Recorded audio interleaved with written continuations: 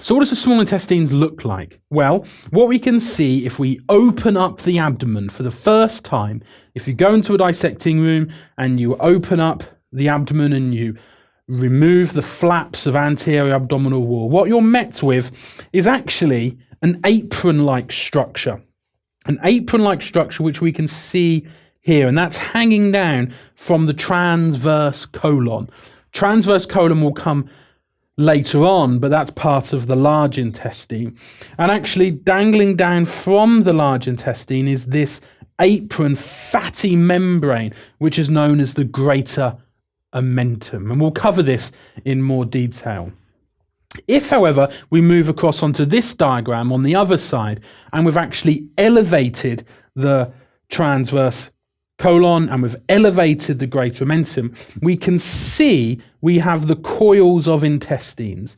Now here we can't see the duodenum, but we can make out the jejunum and we can make out the ileum. The jejunum more in this upper left quadrant and the ileum down in this lower right quadrant, as it's continuous with the large intestine. Here we can see the ascending colon, and that's going to be taking food up in this direction. So it starts up here where we've got the stomach deep to these elevated structures, and then it's going to pass generally in this direction towards the large intestine, where it then goes ascending colon. We've got the transverse colon, and it will sweep down towards the rectum. We'll cover this later on. So you open up the abdomen in a cadaver, and the first thing you see is the greater omentum. Reflecting the greater omentum reveals the small intestine. So if we now look in these cartoons, we can see that we've actually mobilized the small intestine. So we've mobilized the small intestine and we've pushed it to the right side on this diagram over here. And on the opposite diagram, we can see we've moved it over to the left-hand side. And by doing that, we can still see various features.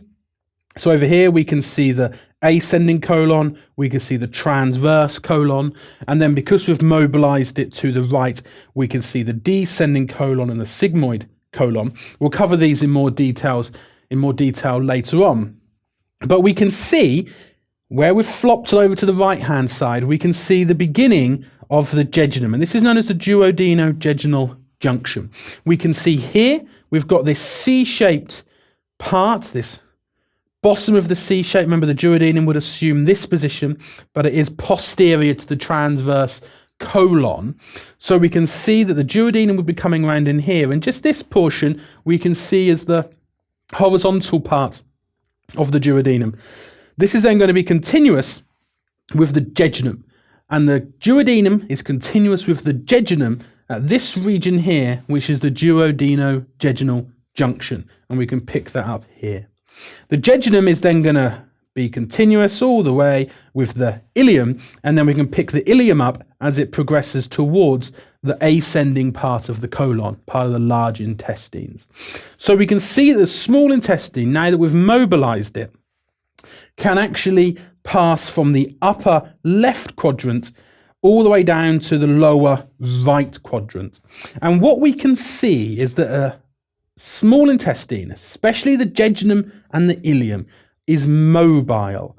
We can actually physically lift it up and move it around the abdomen. We can't do it with the duodenum, we can't do it with other organs like the pancreas or the kidneys. And that's because the small intestine is suspended within the abdomen by a layer of peritoneum, and this is known as the mesentery.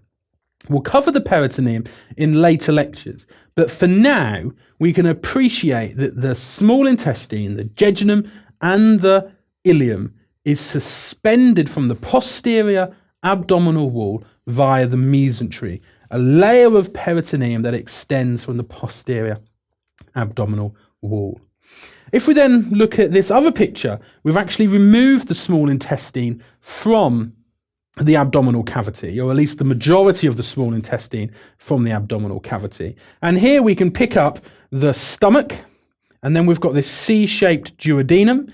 Remember, the duodenum is what I said is retroperitoneal. So we've removed the jejunum and the ileum, and we've removed parts of the large intestine, and we can now see this C-shaped duodenum. We've then got this part of the duodenum, which is going to be continuous with the jejunum. So there we have the duodenojejunal junction. This is up in the upper left quadrant of the abdomen, and then we can see this root of the mesentery. That's where this mesentery is going to fan out and attach to the small intestine. The small intestine is then going to be continuous with the ascending colon, or the large intestine. And we can see that on this diagram on the opposite side. We can see the distal ileum is continuous with the large intestine, and this occurs at the ileocecal junction. We can see that the ileum is then progressing and entering into the large intestine through the ileal orifice, and there we can see the ileocecal junction. We can see below the junction we have the cecum, and then above the junction we have the beginning of the ascending colon. So we can see from the stomach to the duodenum, around the jejunum and ileum towards the large intestine, where the ileum then opens up into the large intestine. The cecum inferiorly, the ascending colon superiorly.